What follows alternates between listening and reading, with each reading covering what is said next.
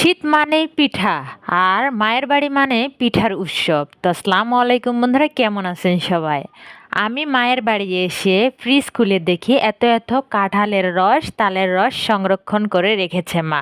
তাই ঝটপট বের করে নিলাম একটা কাঁঠালের রস এবং ভেজা চালের গুঁড়া এবং চিনি দিয়ে মাখিয়ে নেওয়ার পর ঠিক এরকম একটা গোলা তৈরি হবে। এটা আমি রাত্রেবেলা মাখিয়ে রেখেছিলাম, সকালে উঠে পিঠাটা বানানো হয়েছে। আর যেটাতে পিঠাটা বানানো হচ্ছে এটা হচ্ছে আমাদের দেশে সাতখুপি বলে পরিচিত, কারণ এটা ছোট ছোট সাতটা খোপ থাকার কারণে এটাকে সাতখুপি বলা হয়। আর এটা কিন্তু মাটির, তারপরেও এটার মধ্যে তেল দিয়ে সুন্দর করে ছোট ছোট করে গোলাটা দিয়ে ঢেকে দিয়ে দেখেন কত সুন্দর ফুলকো ফুলকো একদম কেকের মতো পিঠাটা হয়েছে।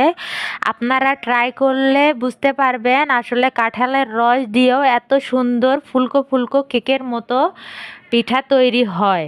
দেখেন কত সুন্দর ফুলকো ফুলকো কেকের মতো পিঠা হয়েছে। তো এই পিঠাটা বানাতে আমার আম্মা আব্বা দুইজনে আমাকে হেল্প করেছে। আর এই পিঠাটা খেতে অনেক মজাদার এবং টেস্টি হয়ে থাকে। অবশ্যই আপনারা বাসায় ট্রাই করবেন।